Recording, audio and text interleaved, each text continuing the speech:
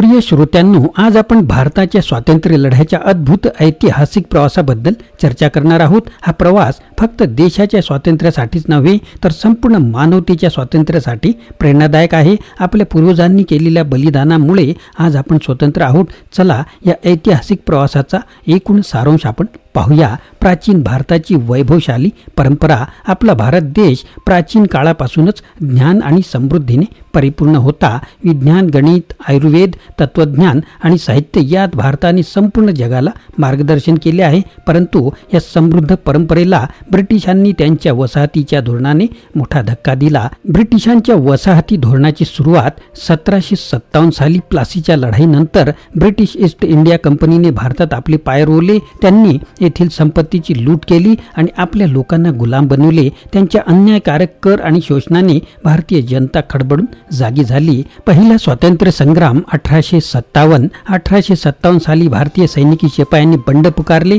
ज्याला आपण पहिला स्वातंत्र्य संग्राम म्हणतो। ही लढाई यशस्वी झाली नसली तरी यामुळे स्वातंत्र्याच्या लढ्याची ठिणगी नक्कीच पेटली। स्वातंत्र्य लढ्याची विविध आंदोलनं, महात्मा गांधीजींच्या नेतृत्वाखाली सत्याग्रह आणि असहकार आंदोलनांनी स्वातंत्र्य लढ्याला नवा आयाम दिला। गांधीजींचे अहिंसेचे तत्वज्ञान जगाला नवीन दिशा देणारे ठरले। याशिवाय नेताजी सुभाषचंद्र बोस, भगतसिंग, चंद्रशेखर आझाद यांच्यासारख्या क्रांतिकारकांनी आपल्या प्राणांची आहुती देऊन देशप्रेमाचे अद्वितीय उदाहरण साकारले। महत्त्वपूर्ण घटना कोणत्या? 1920 ते 1947 या काळात अनेक महत्त्वपूर्ण घटना घडल्या ज्या स्वातंत्र्य लढ्याला गती देणाऱ्या ठरल्या। 1930 साली महात्मा गांधीजींनी दांडी यात्रेने ब्रिटिशांच्या मीठ कायद्याला आव्हान दिले। 1942 साली भारत छोडो आंदोलनाने ब्रिटिशांना भारत सोडण्यास भाग पाडले। भारताचे स्वातंत्र्य अखेर 15 ऑगस्ट 1947 रोजी आपल्या देशाला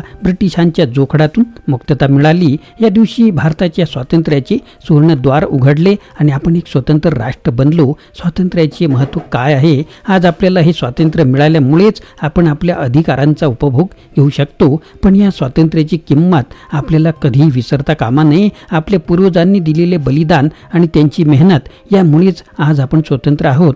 सध्याची परिस्थिती काय आहे? आजही आपल्याला अनेक आव्हाने आहेत।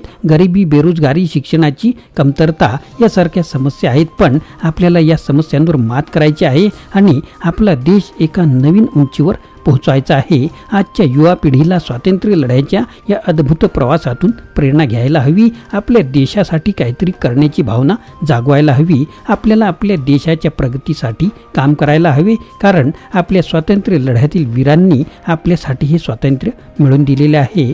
मित्रांनो, आपल्याला आपल्या स्वातंत्र्याचा अभिमान असायलाच हवा। आपल्या देशाच्या प्रगतीसाठी, विकासासाठी आणि एकतेसाठी आपण एकत्र काम करूया। चला स्वातंत्र्य लढ्याच्या या अद्भुत प्रवासाला सलाम करूया आणि आपल्या देशाच्या उज्ज्वल भविष्यासाठी बांधणी करूया।